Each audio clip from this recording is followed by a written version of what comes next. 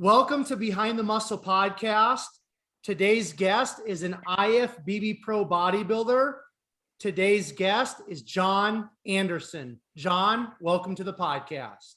What's going down, brother? Thanks for having me. I'm excited to talk to you.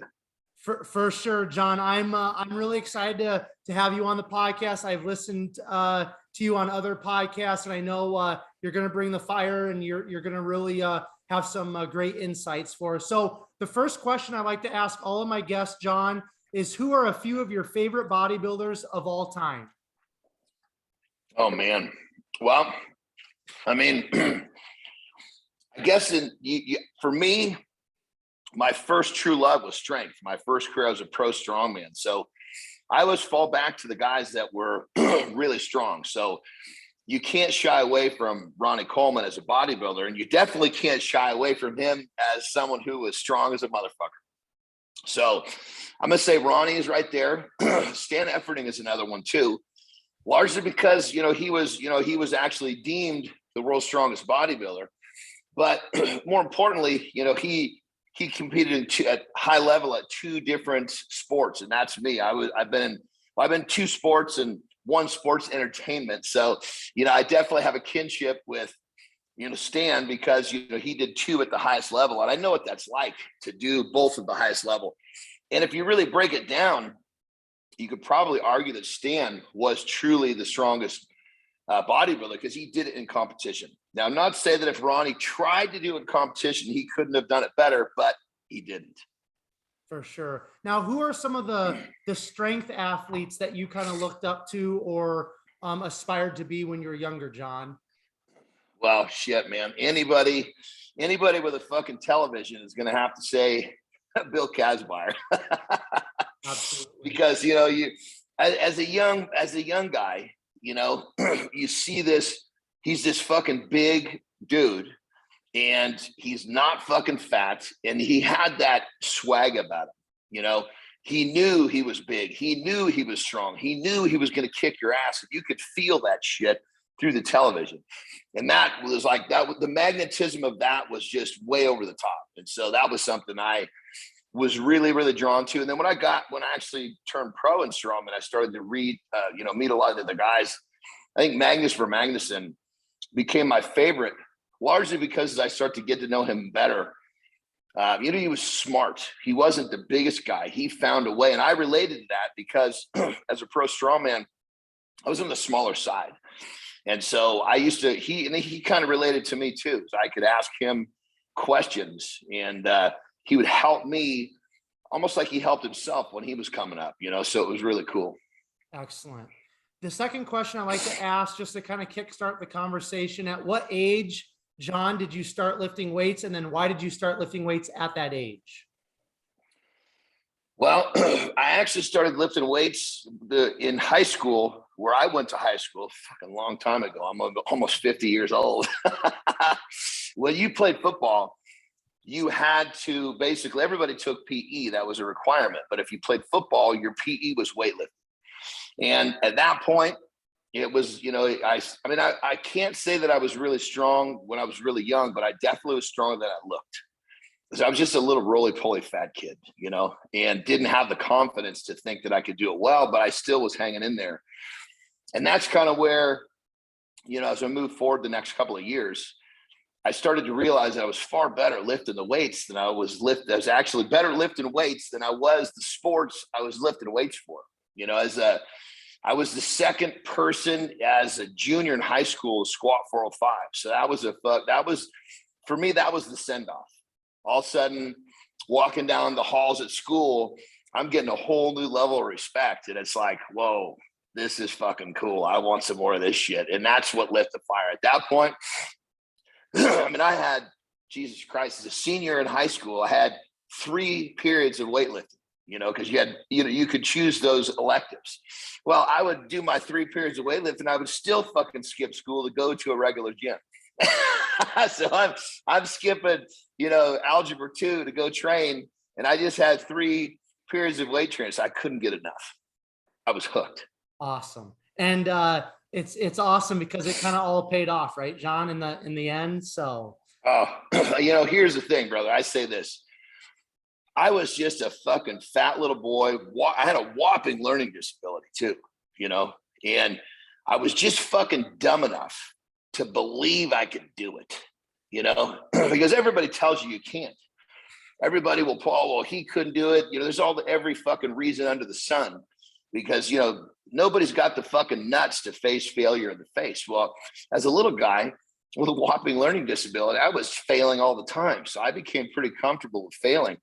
And, okay, I fail, I got to fucking try again. It sucked, but that's what I had to do. And so that's it, man. The weightlifting just turned into this thing where, I wasn't afraid to fail in terms of pushing the limits. Even like when I got really strong, most people pull 700 pounds off on a squat bar, right? And I'm going to see if I can get 5. That was never my mentality. I pull the bar off, I walk it out. I had zero, and I mean zero intention of putting it away properly. It was going to crash. Which rep would I fucking crash? That was the question. Sometimes spotters would step in and I'd fucking yell at them, get away. Because if you're touching me, I don't know if I got the goddamn rep, and, when you're working like that, of course you're doing it as safe as you can, but fuck, man, when you're pushing it, when you're putting it in a red line, this is the risks you got to take when you want to train that way, Deep water, right? That's it, baby. That's we're it. We're going to get there. We're going to get there. I don't want you to get too fired up. Yeah, I do. Like to, we're gonna get you fired up here in a minute, but not quite yet. All right. So I like to use that last question just to transition a little bit into the childhood, your upbringing. You've already touched on it a little bit, Jon. The learning disability. That sounds like a little bit overweight, but please talk about just maybe your family dynamics. Talk about some of the sports you played. Talk about what that learning disability was, because this is the part of your guys' stories that can really impact a lot of people. So just touch on that, please. About high school, and then we'll stop and we'll transition from there. You got it. So keep in mind, I had this learning disability, and, at those days, they didn't really understand how to identify them. They just, he's slow, kind of move them to the side. My mother, I'm still a huge fucking mama's boy. My mom is like she's just that root inside of me, She loved me and she took care of me and she fed me. And, I was happy to eat because, she loved me in many ways, but one of the ways she loved me was feeding me. And so, I come home from, a fucking rough day at school, whether it be I was picked on or, I fucking had real difficult time in class because I couldn't keep up. And, there's always something, tasty waiting for me at home. And so I have zero, I can't blame anybody or anything. I wasn't taken advantage of. I wasn't mistreated. I wasn't molested. There's none of that shit. I just had an insatiable love for cookies and ice cream. And so basically learning disability, fat, and then the fucking real humdinger was I was a really fucking late bloomer. I mean, really late, like, let me tell you a story that will describe how fucking late. It's freshman year of football, right? You got, in those days, there was so many fucking people. They had multiple teams. There was freshman A and B, JV, varsity, 150, 200 kids. These are also in the days when the coach said, everybody takes a shower. Now, if a coach said take a shower, he'd be fucking put in jail, because telling a kid he's got to get naked in front of somebody else, it's not acceptable. But this is a different time. So I'm thinking to myself, Jesus Christ, this is not going to be good. Because I remember in junior high, I was still really behind the curve. So I was, here we go, man. So I fucking dropped my pants and fucking walked in there. I am the only, and I mean only, fucking kid in there without a single hair on his fucking dick, man. It was really fucking hard. I remember the burning, it was just like I was so embarrassed. I don't know if it was hot or cold or both. But anyway, this is the kind of stuff that really, looking back, these are the best things that ever happened to me. My learning disability, the fact that I learned to fail early. I learned to not be afraid of failure. And I learned to be that odd man out, you know? And sometimes it was because I wasn't accepted, and other times it was because I was a fucking late bloomer. But long and short of it, that was kind of the inception of my method, what we'll go into later. But to answer your question, I was really always kind of behind the curve, you know, in terms of, you know, I had a great family, what really good upbringing, but I had a hard time in school. And it wasn't until I was a senior in high school that I actually became, you could say that I may have just tucked my head above average in some of the sports I played, just barely. You know, I was, most of my high school, I was just busting my ass just to be a part. And so basically high school, what really helped me during these times was all the tough times. And I discovered my love for lifting weights. And that love for lifting weights was also that self-esteem rebuilder.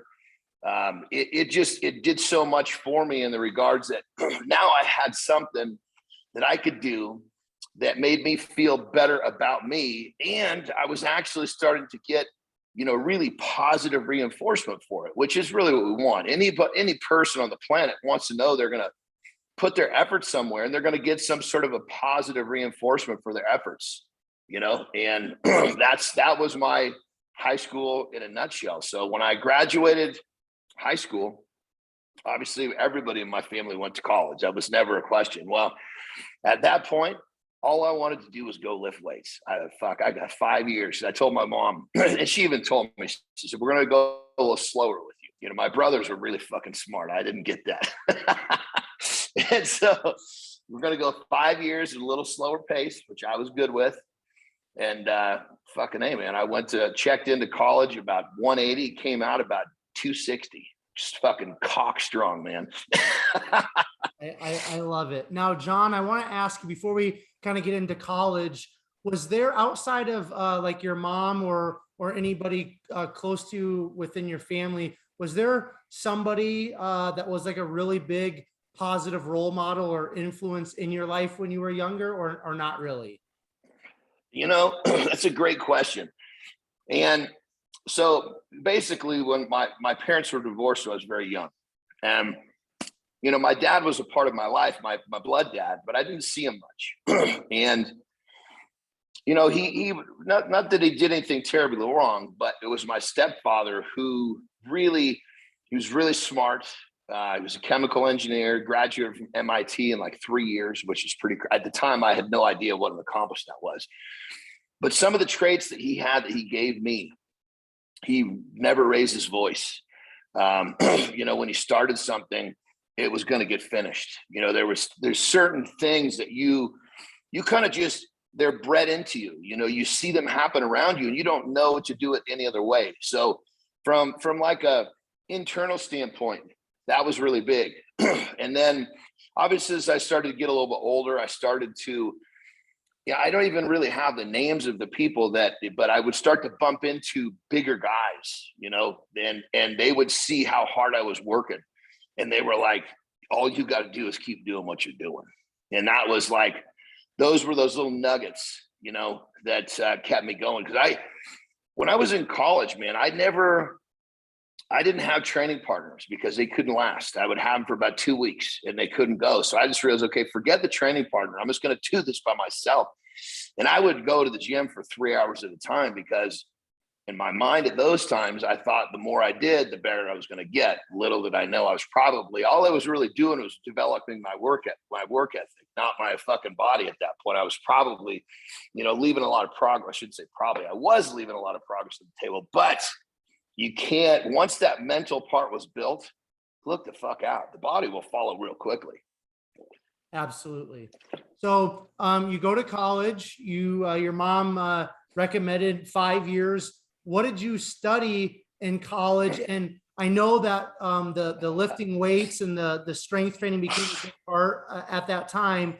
Did you have a focus outside of the strength training in terms of what you wanted to be, quote unquote, when you grew up? Or was just the focus on lifting weights and just kind of going with the flow in terms of college?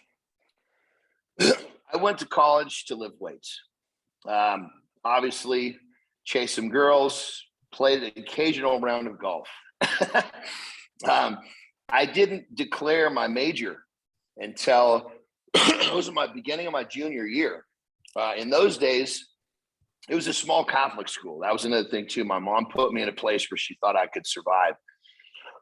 And so basically my counselor, he called me and he said, hey, we have to declare a major at this point. And I was like, well, at that point, my major was lifting weights, and I said, well, his name was Father Chaplain, really cool cat. I said, Father, what am I the closest to? Let's just take the easiest path. Let's not climb uphill. This is not my specialty. And he goes, well, let me call you back tomorrow.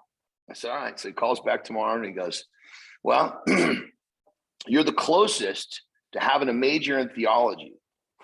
And I think largely is because a lot of these fathers they could kind of see they were taking me in, and they were, he was putting me in places he thought I could survive. And so he goes, you're closest to a major in theology. And if we do this right, you're going to have to pass logic, which was not an easy class. But if you can get past logic, you're going to have a minor in philosophy also.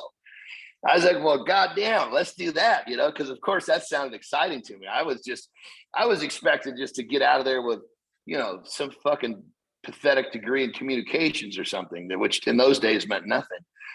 And so, all right, Father, here we go. So I remember with logic turned out to be one of my favorite classes.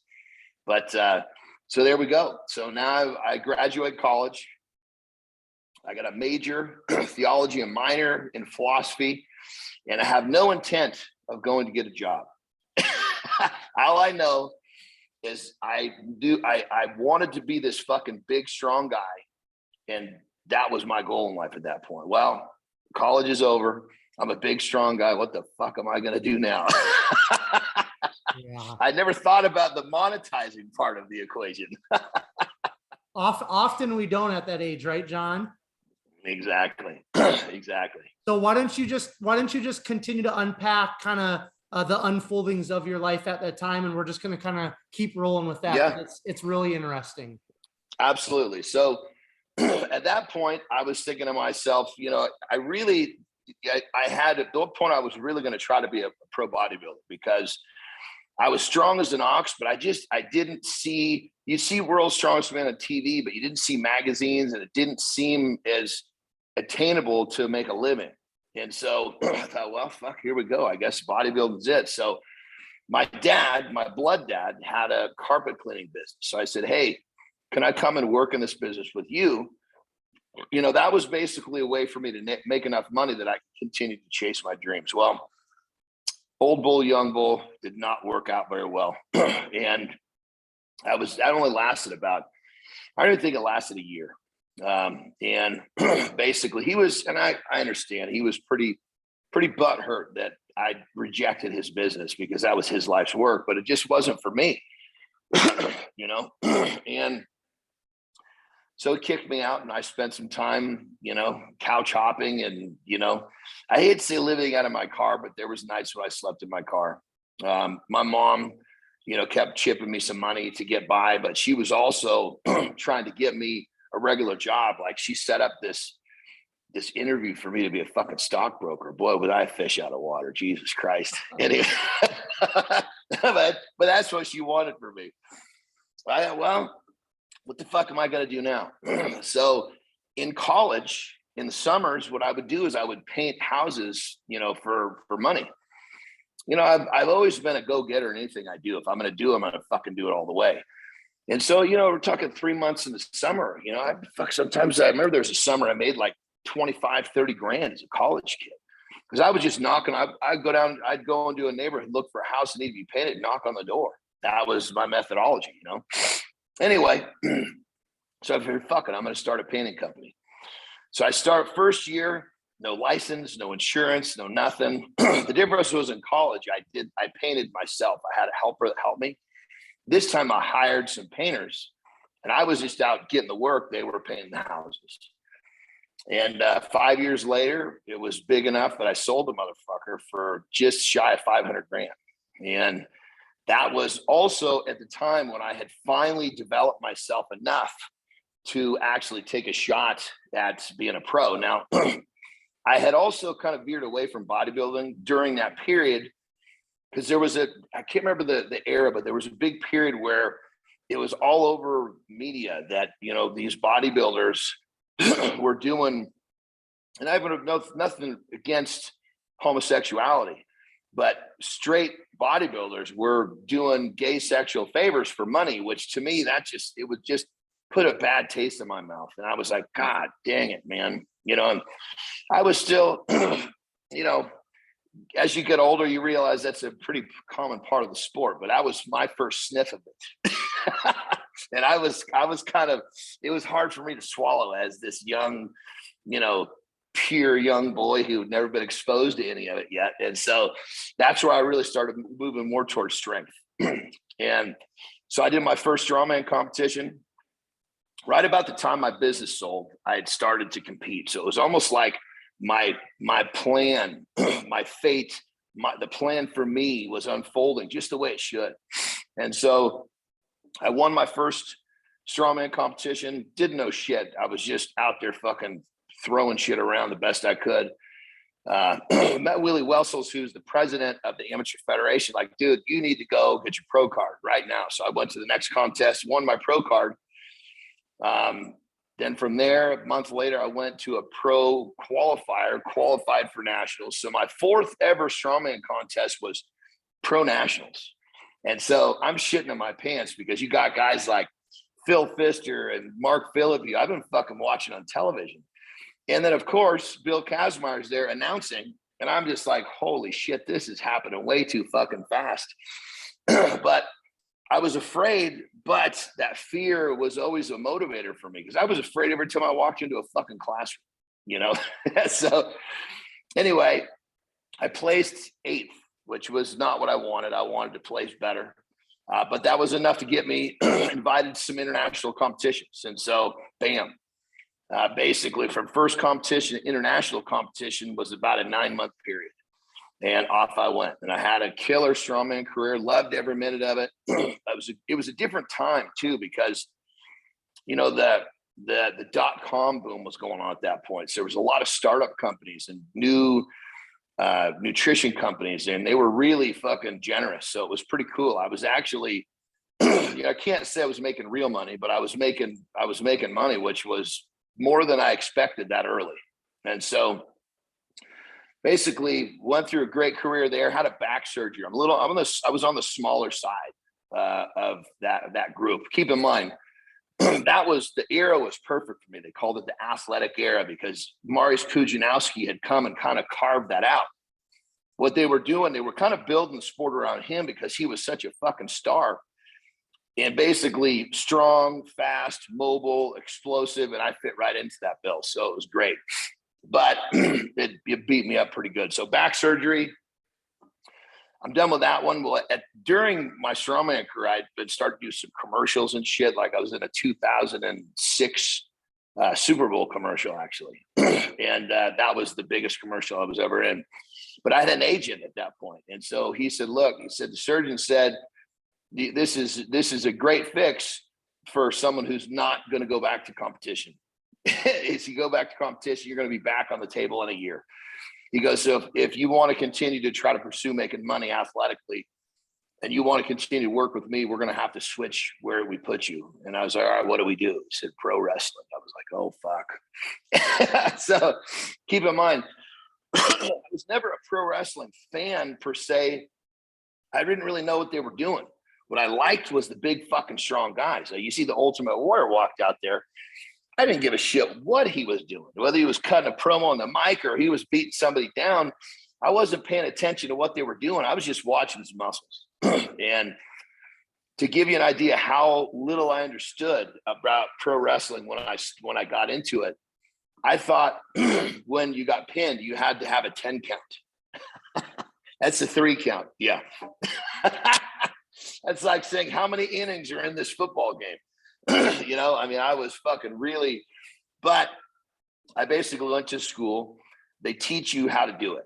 And so from the time I went to that school, you know, I started learning to do this shit. I had to do a couple of these little shitty high school gymnasium matches, which were fucking terrible, but you got to do it. So my agent said, look, give me some video footage. You know, have your lady film you, send me the shit. I'm going to put together a resume, start sending it to these Japanese wrestling companies. Like, fuck, man. Next thing you know, he calls and said, pack your bags, you're going to Japan. I'm like, oh my God. So my 7th ever wrestling match was a fucking pay-per-view in Sapporo, Japan. I was shitting in my pants. Well, over there, thank God, it's called strong style. They're much more stiff, which means like in America, if you whack somebody and it hurts them, you could lose your contract because you can't hurt people. Well, in Japan, it's a little more lenient. So the fact that I didn't know what the fuck I was doing really helped me because I could just lay into somebody, and the Japanese fans love it. Even the Japanese wrestlers loved it. You know, you bloody them up a little bit. They're like, oh, thank you.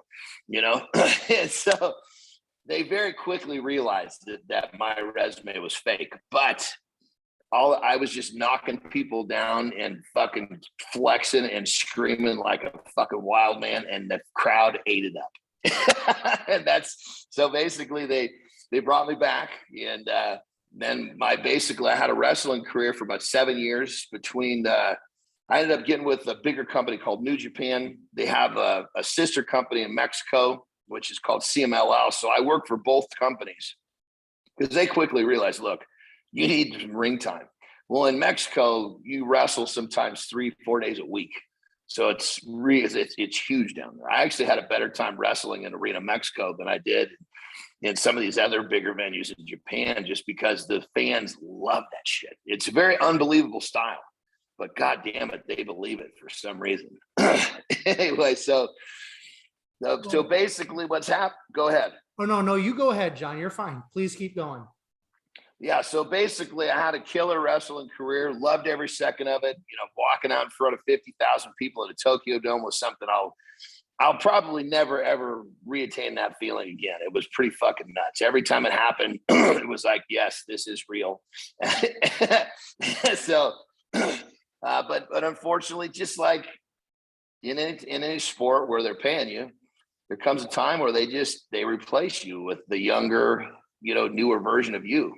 And so end of 2013, tucked my tail between my legs and came home pretty much knowing that career was over, unless I wanted to go back and try to start again with a lot of guys will get released and they'll go to the bottom and try to work. I said to myself, no, I will never go back to the high school gym again.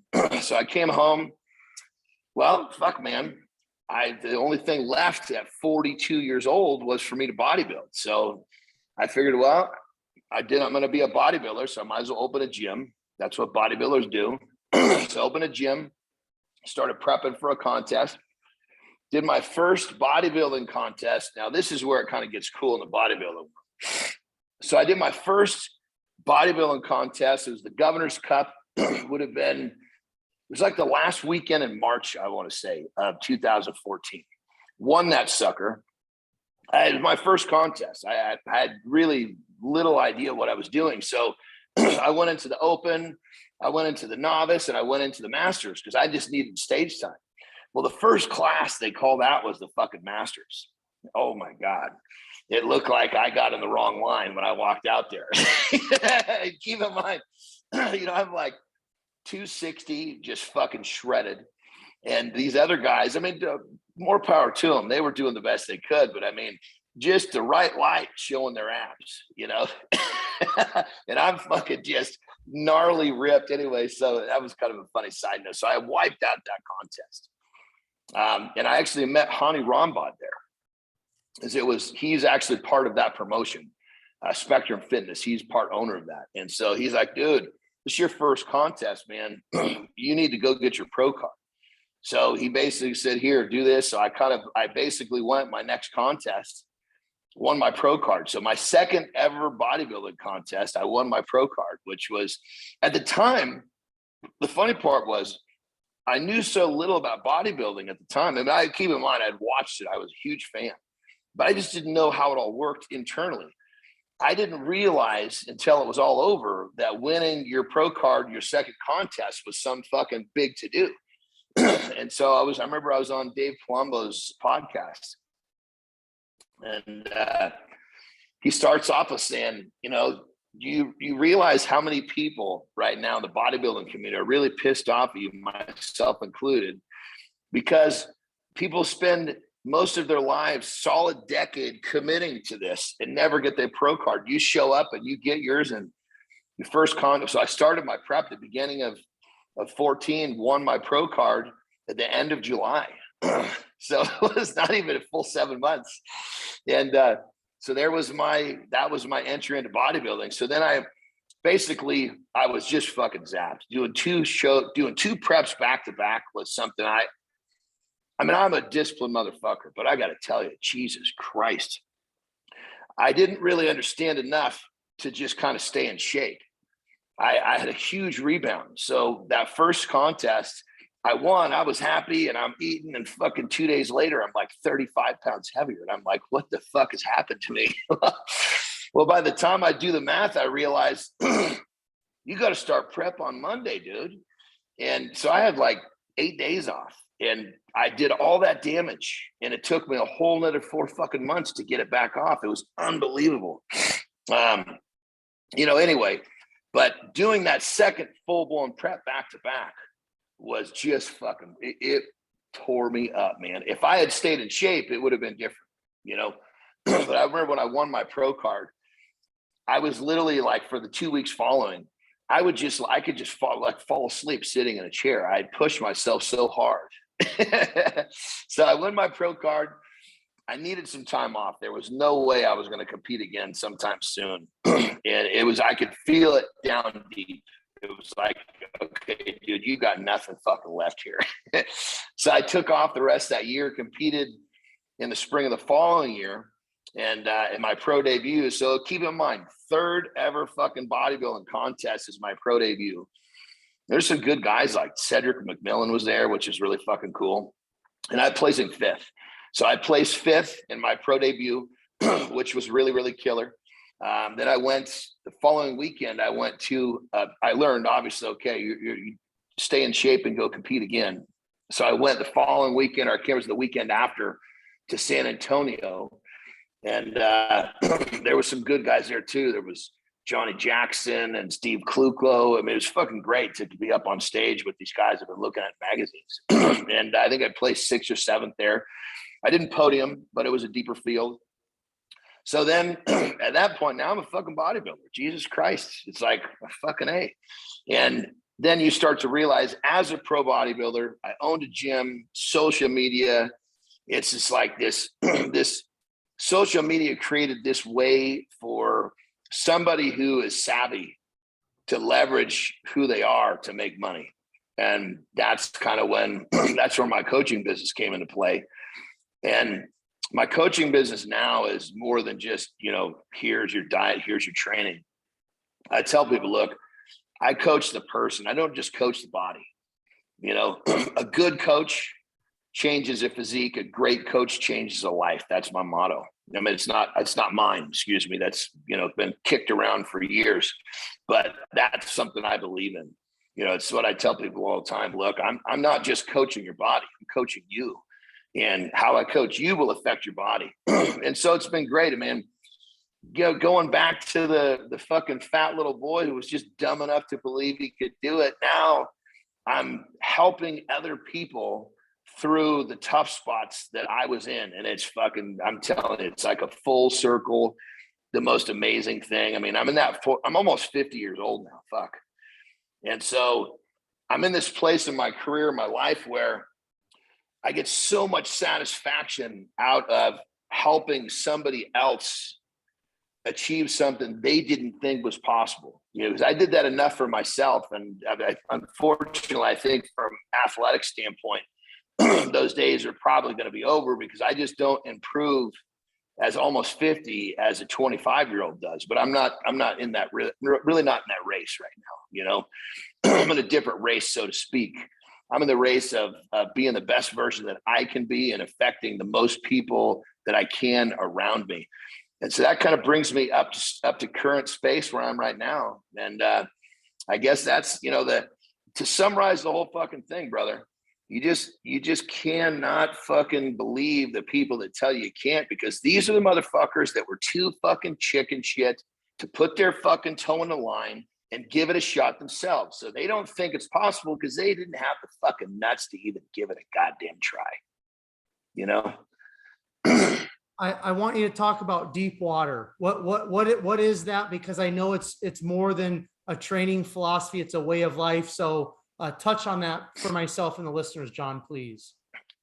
Absolutely. Well, deep water, I mean, the actual principle, the methodology, the theory, it's really kind of what I developed personally in my life to overcome all the fucking challenges that were put in front of me. Because, you know, from the time I was young, goddamn, it was just one challenge after the next. And I'm not saying that everybody else has it easy. I'm not playing a victim here. But in terms of like, if you put, as a kid, if you put me next to the average, my challenges were greater, at least when it came to school, socialization, a lot of things. Everybody's got their challenges. So I'm not trying to take anything away from anybody else. But the challenges that I faced just to be able to progress to the next grade were great. And so I was just always accustomed to having to deal with something that seemed overwhelming, something that seemed like I couldn't do it. I mean, every time I would have to dive into some project, I would remember feeling like, there's no way I'm going to be able to do this. And then I would just remember, okay, you have to start.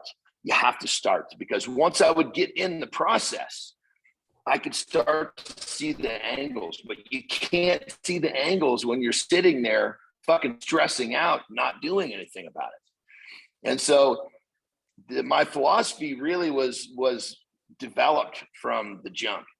And then when it came to weightlifting, that's when the philosophy really started to take its shape in terms of more of a attaching itself to a physicality. Because deep water method is really about becoming the best version of yourself. It has to do with stepping outside your comfort zone. It has to do with creating, you know, rich habits. And when I say rich, I'm not really referencing money. I'm talking about rich, like that are going to enrich your life. The simple little things that people do, they don't realize these little habits that they have are actually taking away from their opportunities.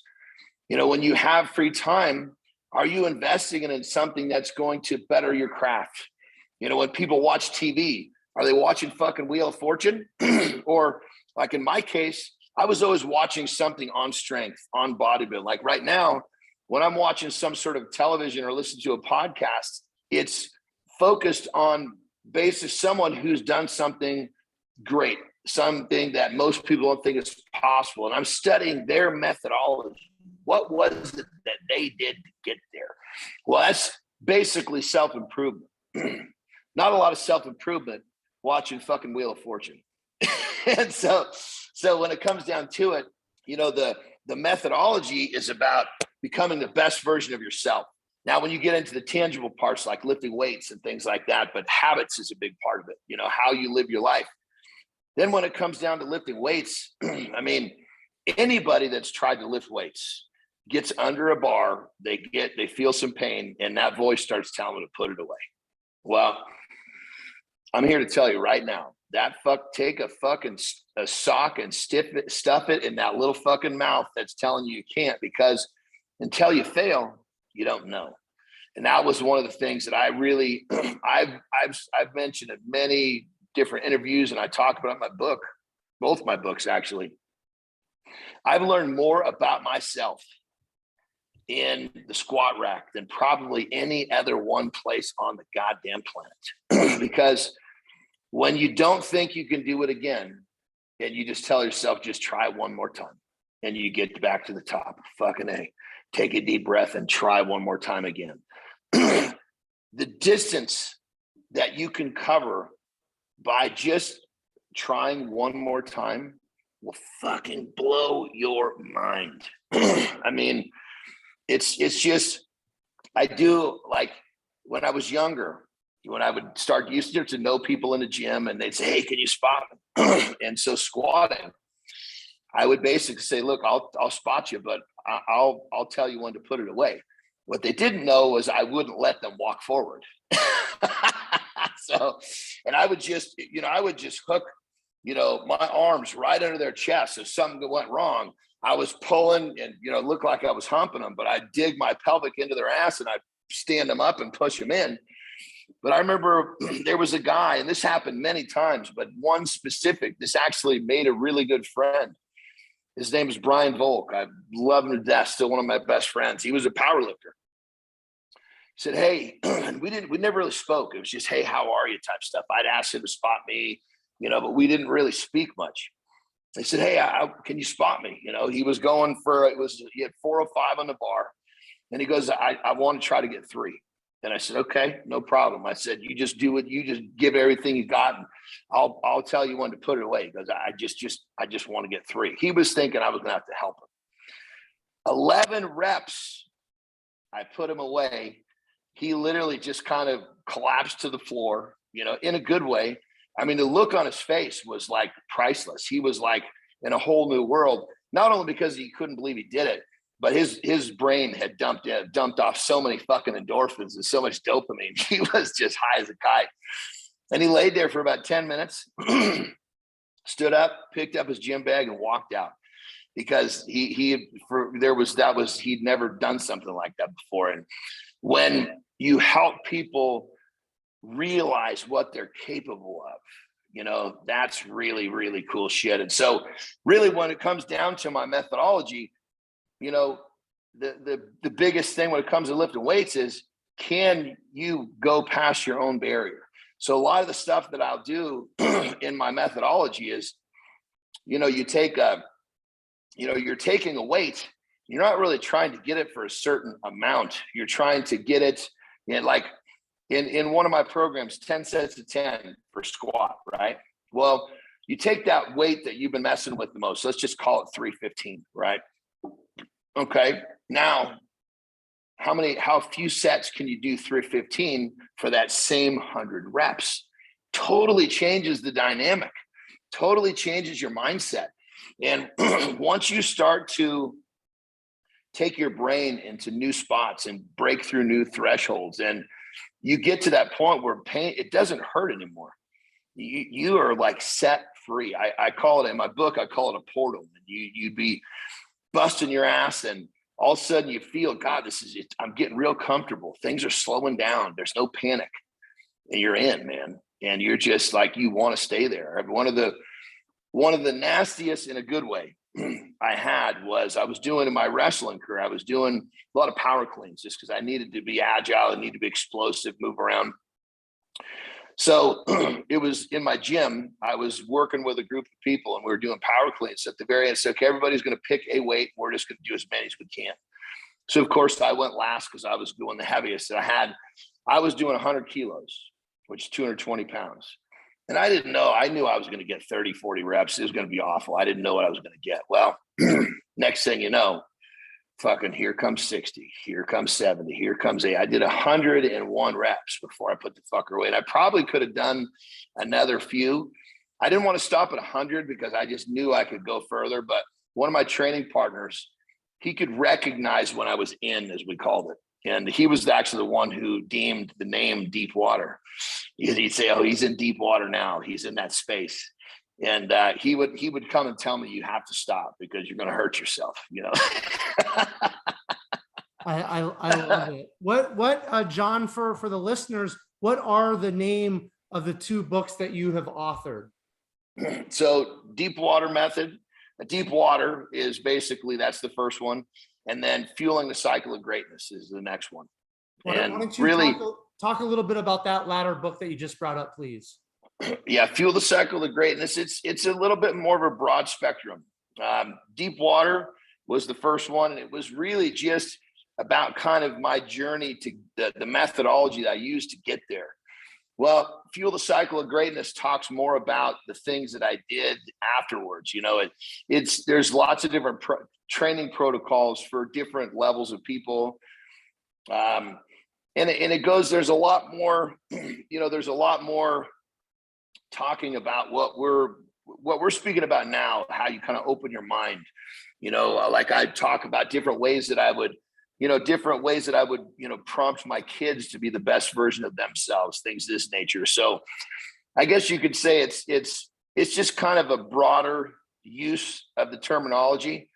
And I honestly don't know why I didn't call it Deep Water 2 or some spinoff of Deep Water. I just felt like at that point, it was really, the goal was to uncover pathways for people to become great. So I wanted the name to kind of lend itself to that. So, but it's, the bottom line, when it comes right down to it, I try to explain to people is, don't overcomplicate this shit. By all means, if someone wants to read my stuff, read away. But I'm also here to tell you, you don't have to fucking buy a book, to start to test your grit. It comes down to, you deciding that you want to be a better version of you and committing to do that every single day. A lot of times I tell people often, don't get lost in the details. Details are great, but you're over here looking at this detail and over here looking at this detail when all you need to do is start fucking busting your ass right here.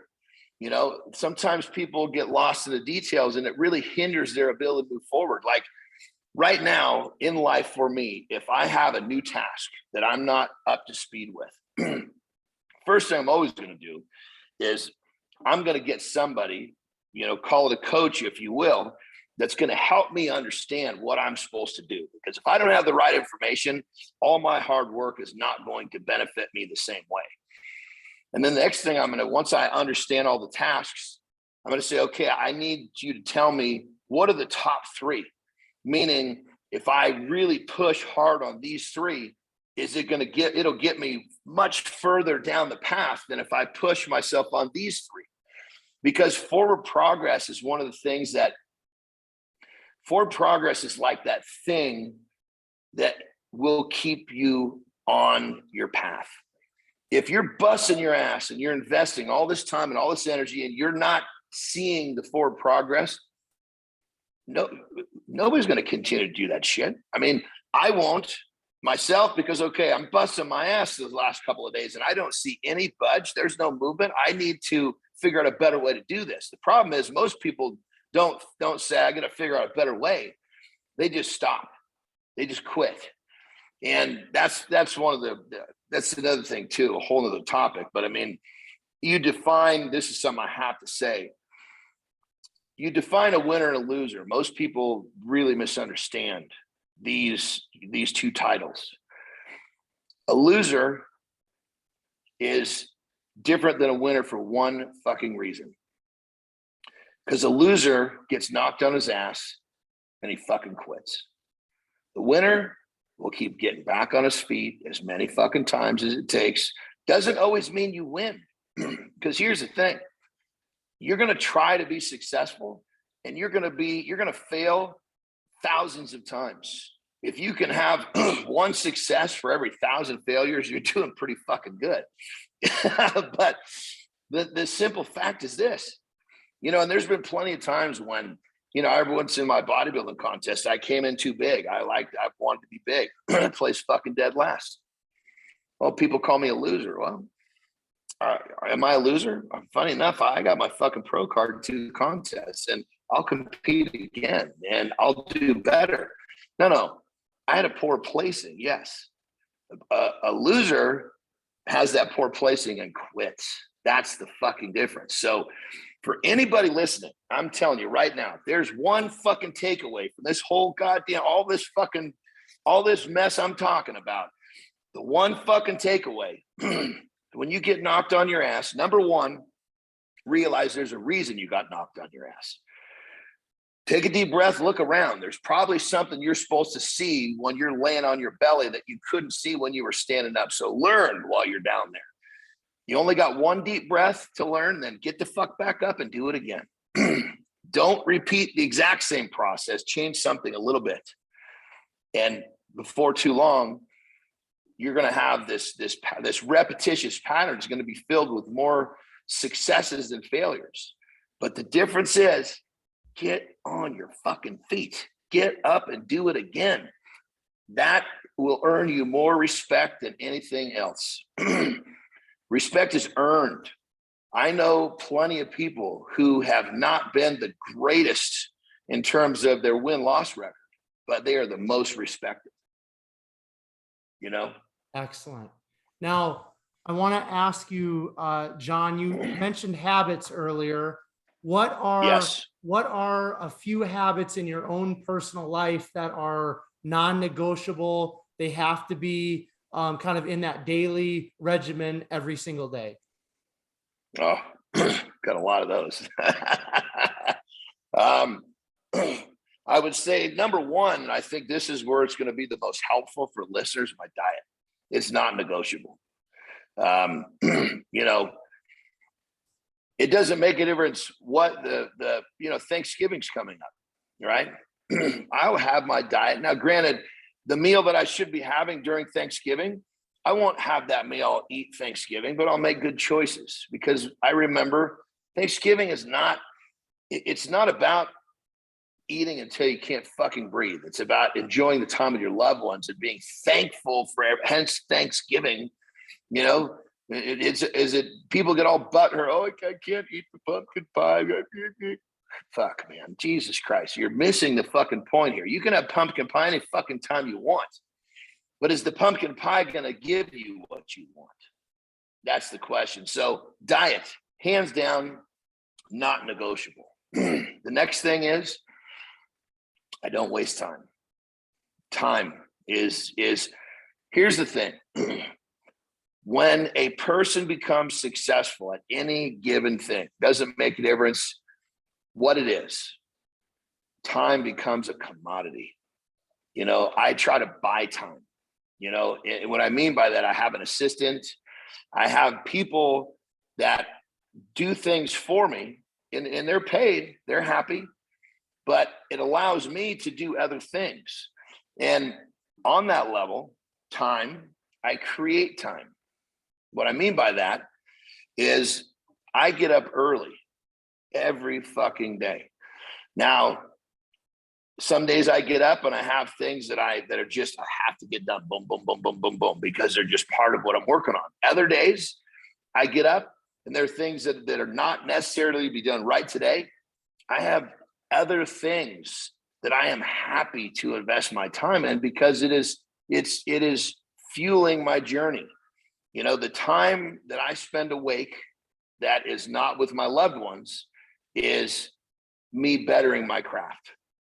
And diet, number one, creating, not wasting time. I say to people all the time, are you a time creator or are you a time destroyer? They're like, what do you mean?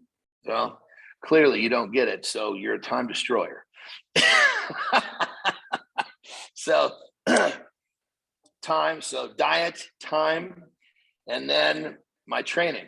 Now, my training is something that it's really for me. It's, of course, people think, oh, you want to be big, you want to be strong. Of course, that's great. Very true. But it's a part of my rhythm. I perform better when I train. You know, there was a period of my life where I was becoming in demand where I was like missing training. And I started to realize, God, you're not doing as good as you should be doing. So I would, now keep in mind, some days you're not going to put 700 pounds on your back because you didn't get you were on a plane the day before, whatever it is. But you can still go have your time because it's not just a physical thing. And it's really what people miss about training. First is physical, then it's mental. And when you really fucking get what you're doing, it becomes spiritual. The three wrap together and you're in a whole different state. You know, it's, my mom loves me to death. I love her to death, but she did not understand what I was doing early on. Did not. And now, like when Corona hit, she was like, what are you going to do about your training? I was like, don't worry, Mom, I got that covered. She said, good, because you need to do that. She started to realize that was like, it was like it's some of the baseline. It's down it's down in your soul, and I'm not trying to get Gandhi on you. I'm not trying to get rid of this. It's not about religion. This is about the different levels of you as a human being. And when a person that goes to work, I'm not knocking anybody's job. So when I say bagging groceries, if you're bagging groceries, I'm not trying to talk down to you. If you love to bag groceries, good for you. Maybe you're one of those guys that flips the thing up, entertains people, and you just love your job. Well, good for you. But if you're going to bag groceries and you really do not want to bag groceries, you're never going to develop it's just a physical motion. It's going through a physical motion. You're never going to go into a mental development portion. You'll never get into a spiritual portion of it, because that's not the way it works. And one of the theories and one of the principles I teach everybody I coach is, especially with the diet, because everybody's so used to suffering in the diet.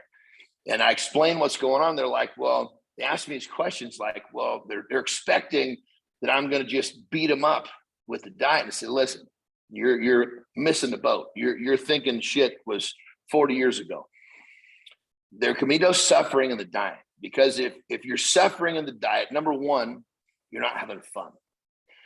If you're not having fun, you do not build a greater level of confidence. And when your confidence goes to a new level, that's when you achieve things you didn't think you could do.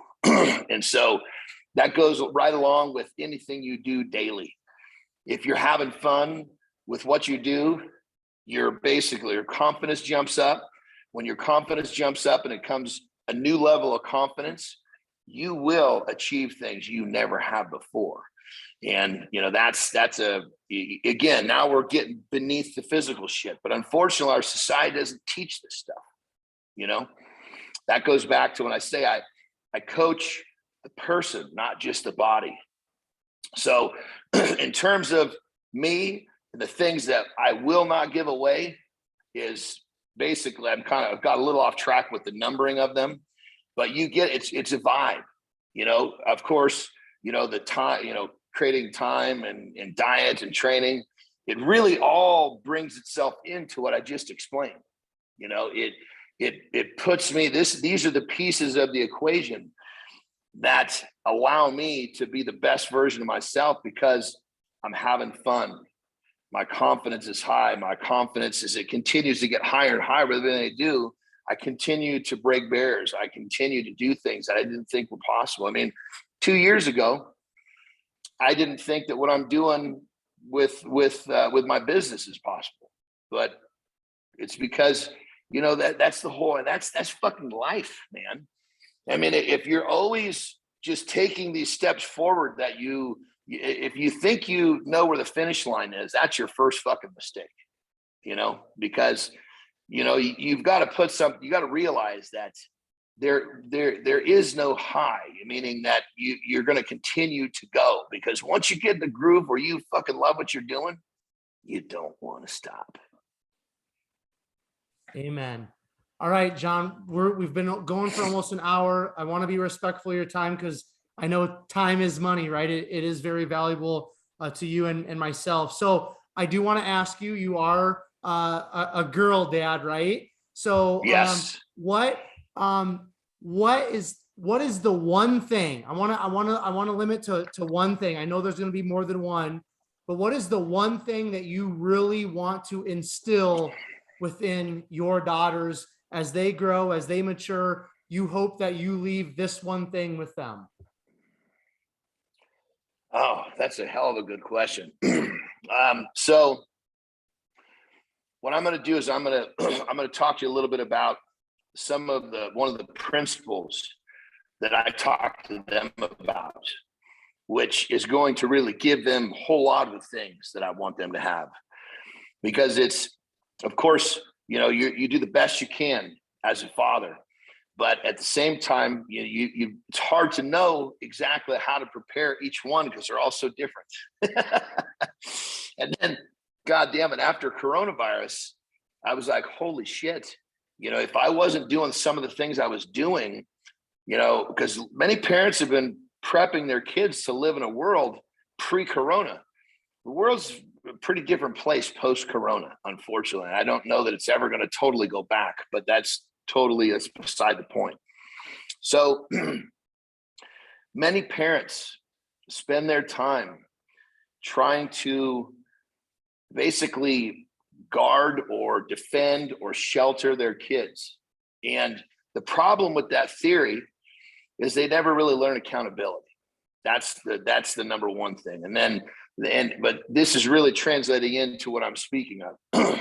So when they constantly shelter their kids, they void accountability, which is a huge problem in our current, group coming up. But I go far deeper than that. Is that I try to basically explain that basically there is no situation that happens to you that is not your fault. I'm not saying you're bad. Everything that you do, good, bad, or the otherwise, you have responsibility for. And when you run from something, when you try to say it's not my fault, when you try to point a finger, when you do this, I try to teach them to basically accept accountability, accept responsibility, accept all of this shit that most people run from. And they why, daddy, why? And it wasn't until they became kind of middle or late teens that they started to see it. Now that they're older, one of them's in college. Now she just really gets it. But this is what I'm going to put it in one simple sentence for you. Pressure creates character. You cannot avoid pressure and have your character be created. You when I say created, it molds your character in the way you want it to be. When I say create your character, meaning when you're running from shit, when you're pointing fingers, when you're not accepting accountability, that's not character. That's horse shit. That's not a character. A character is that thing where so you got good character. That's because you'll take accountability. You'll work hard. If something goes wrong, you won't blame someone else. In many cases, you don't even ask for help until somebody comes and helps you. But what I try to teach them is push in to difficulty, push in to pressure, push into adversity, push into the obstacles, because all of this shit that smells like shit, feels like shit, tastes like shit, is going to mold your character. A diamond, right? They put diamond under this intense amount of pressure. And right when you think you can't fucking handle the pressure anymore, it says, well, now I got to fucking put you under extreme heat.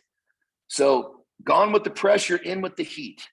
And when you're a child and you are raised with the idea that pressure and heat and difficulty and obstacles and all this stuff that we just talked about is part of your pathway, you learn to manage it. And as you learn to manage it, it builds and creates your character in a way that separates you from people, especially their generation. Jesus Christ. but so there you have it. If you put it all in one fucking simple thing, I put them under pressure. I prompt them to go deeper into difficulty, because pressure is what creates good character. I love it, Jon. Hey, I just want to thank you very much, Jon, for taking some time out of your Sunday to share your story, share your wisdom with myself and the listeners. I'm going to give you the platform. If you have any final words that you would like to share with myself and the listeners, please do so. And then if people want to connect with you, if they're interested in your coaching and your books, kind of all the things that make up Jon Andersen, please also share where people can find you and connect with you. Yeah. So here's the thing.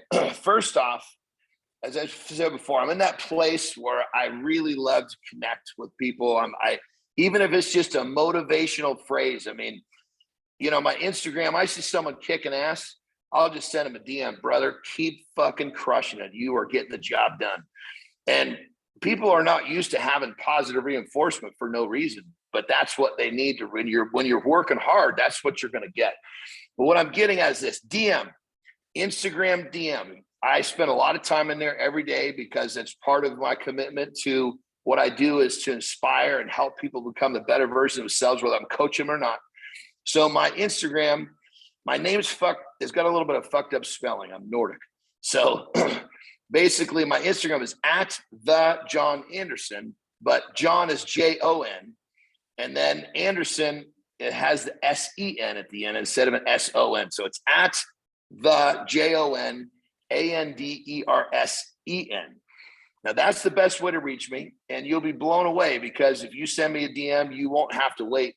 Probably you'll never have to wait 24 hours, probably never less than 12, because I spend 2 different times a day. I go in there and talk to people and try to inspire people. But in terms of how to reach me, that's the best way, because based on what you're doing, what's going on, I'll direct you where you want to go from there. Most importantly, let's just say, hey, shoot the shit a little bit. In terms of just a thought that I want to leave with anybody listening, well, it all comes down to this. Our whole society, society unfortunately kind of breeds some weakness. And the thing that I want people to understand is this. People say they can't do something. Other people say you can't do something. There's so much of this negativity in terms of what can and can't be done. But the thing that I want you to remember is this. There are lots of things are impossible until somebody does it. So you got to remember, anything can be done. Anything is possible. The question is, are you willing to work for it? Are you willing to keep trying? So the thing that I want to, it's just a very simple phrase, and it's set up by all the shit that I just said. If you want something, yes, you can. It's that simple. If you're willing to get up every day and better yourself just a little fucking bit towards whatever it is you're working towards, and you make the commitment, every day I'm going to wake up and I'm going to find a way to make one more little step. You are on the way, and yes, you can. You're looking at a fucking fat little boy. I mean, I could barely fucking read when I left fucking high school, Fat little boy, walking learning disability. Everybody told me I could not. I didn't believe them. I bettered myself every day. Motherfucker. If I didn't do what I did, we wouldn't be having this conversation right now, brother. So everybody out there, yes, you can. Excellent. Jon, thank you so much for your valuable time. I appreciate it. I appreciate you, brother. It was great talking with you today. Anytime you want to have me come back, I always have some good pearls to share. But more importantly, if you have me back in 2 years from now, you're going to have a whole new learning curve of what I'm doing, because that's what it's all about. Every day goes by, every week, every month, every year, you got to keep progressing forward. Absolutely. And I will definitely take you up on that offer and have you back on probably more than once, because I know there's a lot of wisdom. There's a lot of experience in your life. And I know this it was and is going to be very encouraging to the listeners. So I'll take you up on that offer. Listeners of Behind the Muscle podcast, those of you who are watching on YouTube, I just want to again thank you so much for tuning in, listening to another podcast episode. Your listening ears, those of you viewing on YouTube, it's greatly appreciated, because if it wasn't for you guys, the podcast would not exist. 2 things I would ask of you, if you haven't done so already, make sure you hit that subscribe button on YouTube. Why is that an important thing to do? Because I release all of these episodes first on YouTube, and then I shoot them out to the rest of the podcast platforms. The second favor I'd ask of you guys, make sure you take this specific episode of Jon's and share it on all of your social media platforms, and make sure you tag Jon and make sure you tag Behind the Muscle podcast. That way we know you listened, you found value in Jon's story and Jon's message. And that's how more people find the podcast, more people listen, and more people are positively impacted. And that's really the end game for this podcast, is that people come on, they share their stories, people listen, and people are positively impacted. And finally, I will leave you all with this. Remember, behind the muscle, there's always a story. We'll catch you guys later.